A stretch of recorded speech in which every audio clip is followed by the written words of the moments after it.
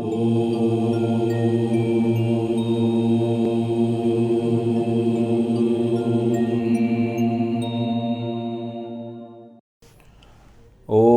પરબ્રહ્મણે નમઃ. શ્રીમદ્ ભાગવત મહાપુરાણ દશમ સ્કંધ અધ્યાય 82. શ્રી શુકદેવજી કહે છે, હે પરીક્ષિત, આ પ્રમાણે ભગવાન શ્રી કૃષ્ણ અને બલરામજી દ્વારકામાં નિવાસ કરી રહ્યા હતા. એકવાર પ્રલયકાળ જેવું સર્વગ્રાસ સૂર્યગ્રહણ થયું. મનુષ્યોને જ્યોતિષીઓ દ્વારા તે ગ્રહણની પહેલેથી જ ખબર પડી ગઈ હતી. તેથી બધા લોકો પોતપોતાના કલ્યાણ માટે, પુણ્ય પ્રાપ્ત કરવા માટે કુરુક્ષેત્રમાં આવ્યા. કુરુક્ષેત્ર તે ક્ષેત્ર છે જ્યાં શસ્ત્રધારીઓમાં શ્રેષ્ઠ પરશુરામજીએ સમગ્ર પૃથ્વીને ક્ષત્રિયહીન કરીને રાજાઓની રુધિરધારાથી 9 મોટા મોટા કુંડ બનાવી દીધા હતા.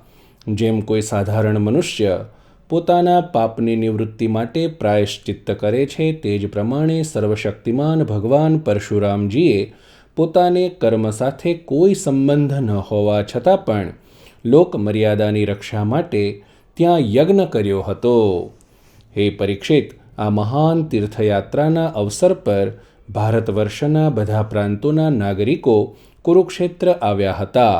તેમાં અક્રૂર, વસુદેવ, ઉગ્રસેન વગેરે વડીલ વૃદ્ધો તથા ગદ, પ્રદ્યુમ્ન, સાંબ વગેરે અન્ય યાદવો પણ પોતપોતાના કલ્યાણ માટે કુરુક્ષેત્ર આવ્યા હતા. પ્રદ્યુમ્ન નંદન અનિરુદ્ધ અને યાદવોના સેનાપતિ કૃતવર્મા આ બંને સુચંદ્ર, શુક, સારણ વગેરેની સાથે નગરની રક્ષા માટે દ્વારકામાં રહ્યા હતા. યદુવંશીઓ તેજસ્વી તો હતા જ, અને ગળામાં સોનાની માળા, દિવ્ય પુષ્પોના હાર, બહુકિંમતી વસ્ત્રો અને કવચ વગેરેથી સુસજ્જ હોવાને લીધે તે બહુ સુંદર લાગતા હતા.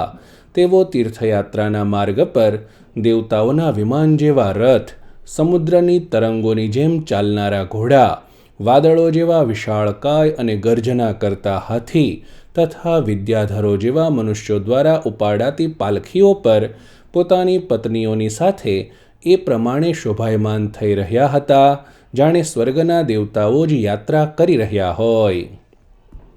મહાભાગ્યવાન યાદવોએ કુરુક્ષેત્રમાં પહોંચીને એકાગ્ર ચિત્તથી સંયમપૂર્વક સ્નાન કર્યું અને ગ્રહણના ઉપલક્ષ્યમાં નિશ્ચિત સમય સુધી ઉપવાસ કર્યો. તેમણે બ્રાહ્મણોને ગૌદાન કર્યું અને તે ગાયોને સુંદર વસ્ત્રો, પુષ્પમાળાઓ અને સોનાની સાંકળો પહેરાવેલી હતી. ગ્રહણનો મોક્ષ થઈ ગયા પછી પરશુરામજીએ બનાવેલા કુંડોમાં યાદવોએ વિધિપૂર્વક સ્નાન કર્યું અને સુપાત્ર બ્રાહ્મણોને સુંદર સુંદર પકવાન સાથે ભોજન કરાવ્યું. તેમણે પોતાના મનમાં એવો સંકલ્પ કર્યો હતો કે ભગવાન શ્રી કૃષ્ણના ચરણોમાં અમારી ભક્તિ થાવો. ભગવાન શ્રી કૃષ્ણને જ પોતાના આદર્શ અને ઇષ્ટદેવ માનનારા યાદવોએ બ્રાહ્મણોની અનુમતિ લઈને પોતે ભોજન કર્યું અને પછી ઘટાદાર અને ઠંડી છાયાવાળા વૃક્ષ નીચે પોતપોતાની ઈચ્છા પ્રમાણે ડેરા નાખીને બેસી ગયા. હે પરીક્ષિત, વિશ્રામ કર્યા પછી યાદવો ત્યાં આવેલા પોતાના મિત્ર રાજાઓ, મિત્રો અને સંબંધીઓને મળવા ગયા. ત્યાં મત્સ્ય, ઉશિનર, કોસલ, વિદર્ભ, કુરુ, શ્રીંજય, કાંબોજ, કૈકેયી, મદ્ર, કુંતી, આનર્ત, કેરલ અને બીજા અનેક દેશોના પોતાના પક્ષના તથા શત્રુ પક્ષના સેંકડો રાજાઓ આવેલા હતા. આ ઉપરાંત વ્રજમાંથી યાદવોના પરમહિતૈષી બંધુ નંદરાય વગેરે ગોપો તથા ભગવાનના જ દર્શન માટે ચિરકાળથી આતુર ગોપીઓ પણ ત્યાં આવી હતી. યાદવોએ આ બધાને જોયા. હે પરીક્ષિત, એકબીજાના દર્શન, મિલન અને વાર્તાલાપથી બધાને બહુ આનંદ થયો. બધાના હૃદય અને મુખ પ્રસન્નતાથી ખીલી ઉઠ્યા. બધા એકબીજાની ભુજાઓમાં ભરાઈને હૃદયે લગાડતા ત્યારે તેમના નેત્રોમાં આંસુઓ છલકાતા હતા. પ્રેમના આવેગથી તેઓ બોલી શકતા નહીં. આમ એકબીજાને મળીને બધા જ આનંદ સાગરમાં ડૂબકી મારવા લાગ્યા.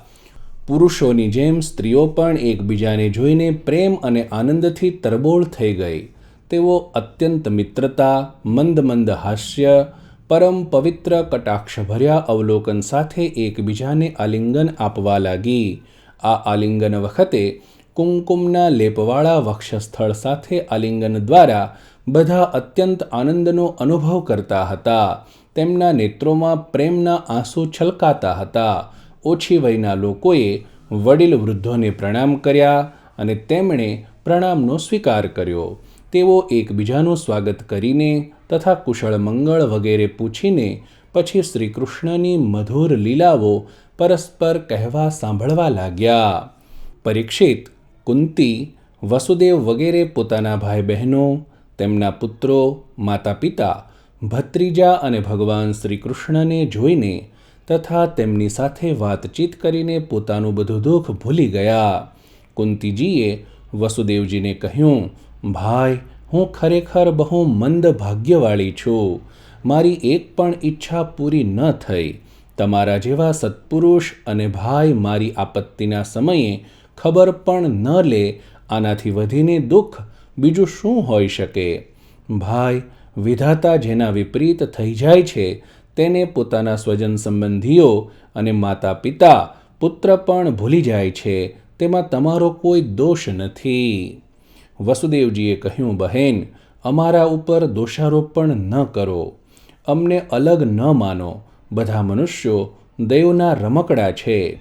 આ સંપૂર્ણ લોક ઈશ્વરના વશમાં રહીને કર્મ કરે છે અને તેનું ફળ ભોગવે છે. બહેન, કંસ દ્વારા ત્રાસેલા અમે લોકો અનેક દિશાઓમાં ભાગતા ફરતા હતા. હમણાં થોડા જ દિવસ થયા, ઈશ્વર કૃપાથી અમે બધા ફરી પોતાનું સ્થાન પ્રાપ્ત કરી શક્યા છીએ.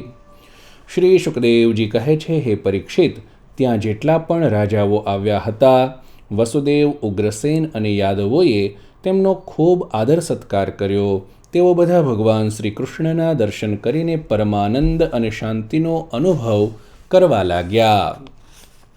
હે પરીક્ષિત, ભીષ્મ પિતામહ, દ્રોણાચાર્ય, ધૃતરાષ્ટ્ર, દુર્યોધન વગેરે પુત્રોની સાથે ગાંધારી, પત્નીઓ સાથે યુધિષ્ઠિર વગેરે પાંડવો, કુંતી, સંજય, વિદુર, કૃપાચાર્ય, કુંતીભોજ, વિરાટ, ભીષ્મક, મહારાજ નગ્નજીત, પુરુજીત, દ્રુપદ, શલ્ય, ધૃષ્ટકેતુ, કાશી નરેશ, દમઘોષ, વિશાલાક્ષ, મિથિલા નરેશ, મદ્ર નરેશ, કૈકઈ નરેશ, યુધામન્યુ, સુશર્મા, પોતાના પુત્રો સાથે બાહ્લિક અને બીજા પણ યુધિષ્ઠિરના અનુયાયી રાજાઓ ભગવાન શ્રીકૃષ્ણના પરમ સુંદર શ્રીનિકેત વિગ્રહ અર્થાત શરીર અને તેમની રાણીઓને જોઈને અત્યંત વિસ્મિત થઈ ગયા.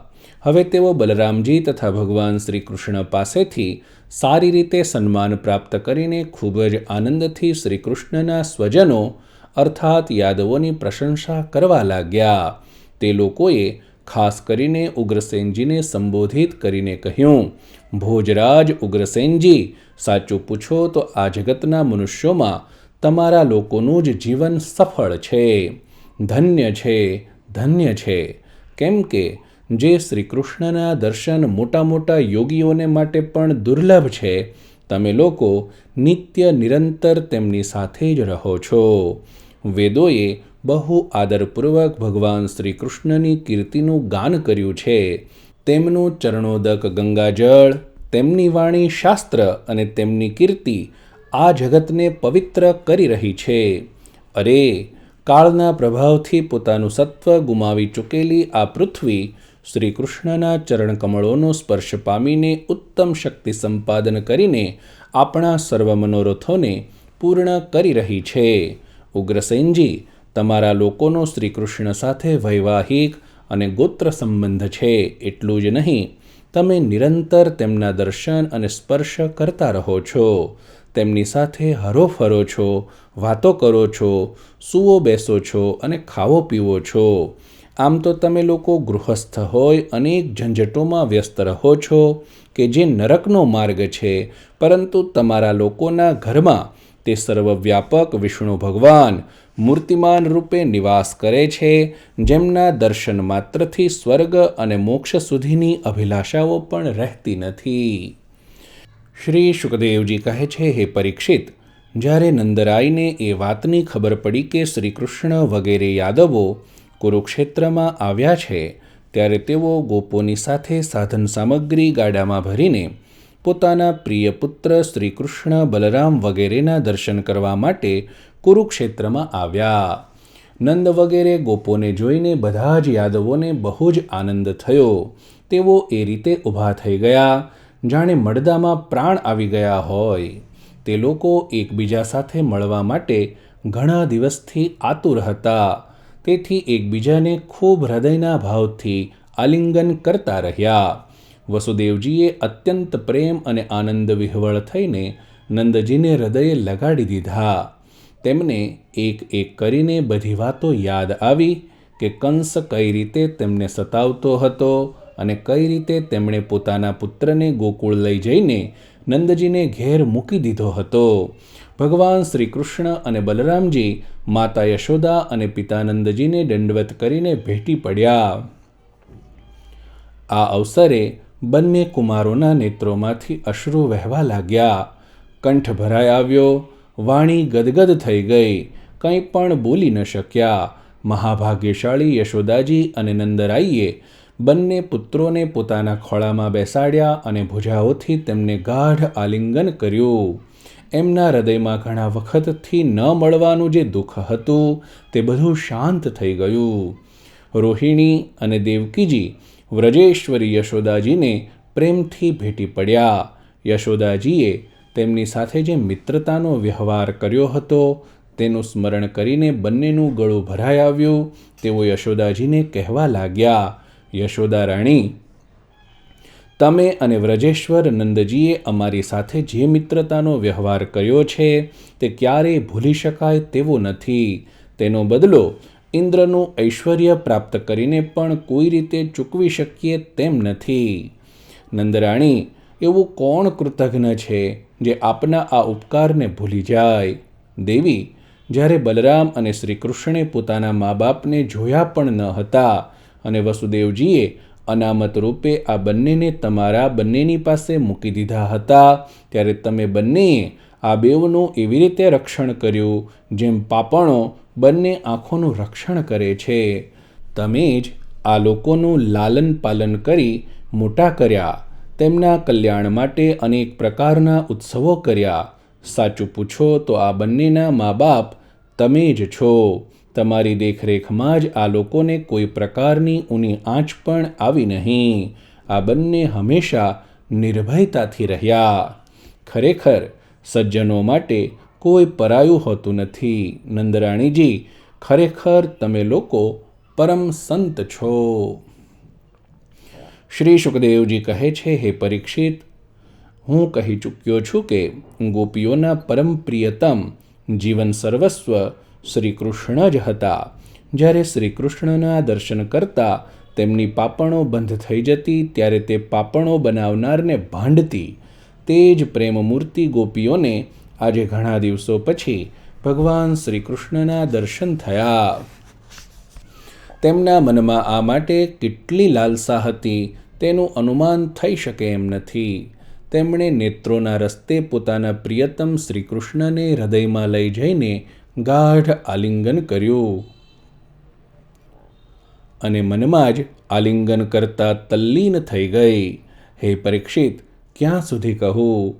તે એવા ભાવને પ્રાપ્ત થઈ ગઈ જે નિત્ય નિરંતર અભ્યાસ કરનારા યોગીઓને માટે પણ અત્યંત દુર્લભ છે. જ્યારે ભગવાન શ્રી કૃષ્ણે જોયું કે ગોપીઓ મારી સાથે તાદાત્મ્ય ભાવે એક થઈ રહી છે, ત્યારે તેઓ એકાંતમાં તેમની પાસે ગયા. તેમને હૃદયે લગાડી અને કુશળ મંગળ પૂછીને મંદ સ્મિતપૂર્વક કહેવા લાગ્યા, સખીઓ, અમે બંધુજનોના કામ કરવા માટે વ્રજથી બહાર નીકળી આવ્યા અને આ પ્રમાણે તમારા જેવી પ્રેમિકાઓને છોડીને અમે શત્રુઓનો વિનાશ કરવામાં રોકાઈ ગયા. ઘણા દિવસ વીતી ગયા. શું તમે ક્યારેય અમને યાદ કરો છો? મારી પ્રિય ગોપીઓ, ક્યાંક તમારા મનમાં એવી શંકા તો આવી ગઈ નથી ને કે હું અકૃતજ્ઞ છું અને એવું સમજીને તમે લોકોએ અમારા પર ખોટું તો નથી લગાડ્યું ને? ખરેખર ભગવાન જ પ્રાણીઓના સંયોગ અને વિયોગનું કારણ છે. જેમ વાયુ વાદળોના સમૂહોને, ઘાસને, રૂને અને ધૂળના કણોને એકબીજા સાથે જોડીને વિખૂટા કરે છે, તેમ સમસ્ત પદાર્થોના નિર્માતા ભગવાન પ્રાણીઓને એકબીજા સાથે જોડીને વિખૂટા પાડે છે. હે સખીઓ, એ મોટા સૌભાગ્યની વાત છે કે તમને બધાને મારો તે પ્રેમ પ્રાપ્ત થઈ ચૂક્યો છે, જે મારી જ પ્રાપ્તિ કરાવનારો છે. કેમ કે મારા પ્રતિ કરેલી પ્રેમ ભક્તિ પ્રાણીઓને પરમાનંદ ધામ પ્રદાન કરાવવામાં સમર્થ છે. હે પ્રિય ગોપીઓ, જેમ ઘટ, પટ વગેરે જેટલા પણ ભૌતિક પદાર્થો છે, તેના આદિ, મધ્ય અને અંતમાં, બહાર અને ભીતર તેમનું મૂળ કારણ પૃથ્વી, જળ, વાયુ, અગ્નિ તથા આકાશ જ ઓતપ્રોત થઈ રહ્યું છે, તે જ પ્રમાણે જેટલા પણ પદાર્થો છે તેમના આદિ, અંત અને મધ્યમાં, અંદર અને બહાર હું જ છું. એ જ પ્રમાણે બધા પ્રાણીઓના શરીરમાં આજ પાંચભૂત કારણ રૂપે સ્થિત રહેલા છે અને આત્મા ભોગતા રૂપે અથવા જીવ રૂપે રહેલો છે, પરંતુ હું આ બંનેથી પર અવિનાશી સત્ય છું. આ બંને મારી અંદર પ્રતીત થઈ રહ્યા છે, તમે એવો અનુભવ કરો. શ્રી શુકદેવજી કહે છે, હે પરીક્ષિત, ભગવાન શ્રી કૃષ્ણે આ પ્રમાણે ગોપીઓને અધ્યાત્મ જ્ઞાનનો ઉપદેશ આપ્યો. તે જ ઉપદેશના વારંવાર સ્મરણથી ગોપીઓનો જીવભાવ અર્થાત કારણ શરીર નષ્ટ થઈ ગયું અને તેઓ ભગવાન સાથે એકાકાર બની ગઈ, ભગવાનને જ સદા સર્વદાને માટે પ્રાપ્ત થઈ ગઈ. તેમણે કહ્યું, હે કમલનાભ, અગાધ જ્ઞાનવાળા યોગેશ્વરો પોતાના હૃદય કમળમાં આપના ચરણકમળનું ચિંતન કરતા રહે છે.